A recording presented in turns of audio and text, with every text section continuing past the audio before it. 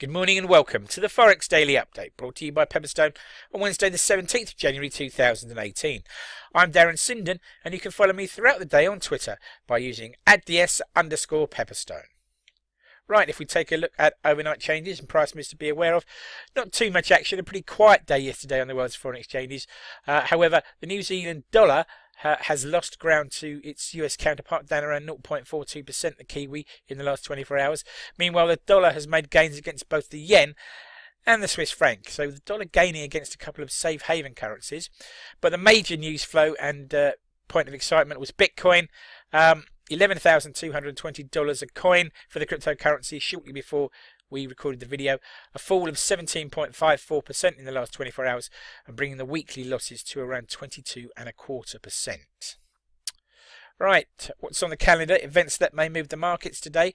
Well, we've already had some data out of the Far East. First of all, home loans data for November in Australia, a really significant beat there against the forecast, 2.1% gain versus a minus 0.2% forecast in home loans. And then in China, foreign direct investment data for December, that figure there coming in lower than the prior read, so maybe some cause for concern there. To come at 10 a.m. GMT, we'll have CPI data out of the Eurozone, and that'll be followed at 11:45 by the first of today's central bank speeches, this one from the Bank of England, and the member of the MPC, Mr. Saunders, will be speaking.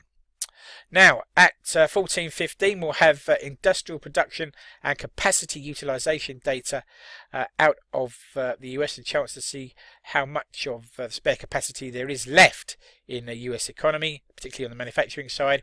And then, moving forward to 1500, we will have perhaps the most eagerly awaited announcement of the day, the Bank of Canada's interest rate statement and decision, followed by a press conference at 16:15. GMT. Thoughts had been that the Bank of Canada would almost certainly raise rates today, but there's now some doubt as to whether they might not sit on their hands for this time round. To come at 1900, the Fed's Beige Book report, on another day that might carry a bit of weight, but it's probably overshadowed by some of the other items today. One of those being 2015, a speech from FOMC member Kaplan, followed by his colleague Meister speaking at 21:30. To finish the day, foreign bond investment and Japan stock investment for the week ending January 12th. That's out at 23:50, I should say, GMT tonight. Right, breaking news and comment then that has caught my eye overnight. And first of all, the Chinese Renminbi closes in on a 2-year high versus the US dollar. Japan's machinery orders data rose by 5.7% in November, and that comes after a 5% rise for the same figure in October. Australian consumer confidence has moved to a 4-year high. This is measured by the Westpac index. Today the EU will vote on whether or not to curb the use of palm oil in order to try and discourage deforestation in Southeast Asia. And US lawmakers look for shortcuts and quick fixes to avoid the debt ceiling and the federal government shutdown. Right, food for thought, something to take away with you into the trading day. Well, why not think about this?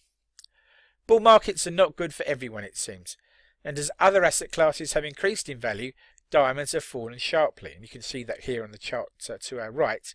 Now one of the world's largest producers is to introduce a blockchain in order to record the provenance of diamonds from rough stones to finished gems, and it's doing that in the hopes of weeding out synthetics and conflict stones. Whether that will be enough to stimulate growth in prices remains to be seen, though there does seem to have been some uptick in the price of rough diamonds of late. Right, thank you very much for your time today. Please take a moment to read the risk warning. Trading CFDs and foreign exchange on margin can be a very risky business. If you're in any doubt about those risks or the suitability of those products for you, then please do contact your Pepperstone account representative.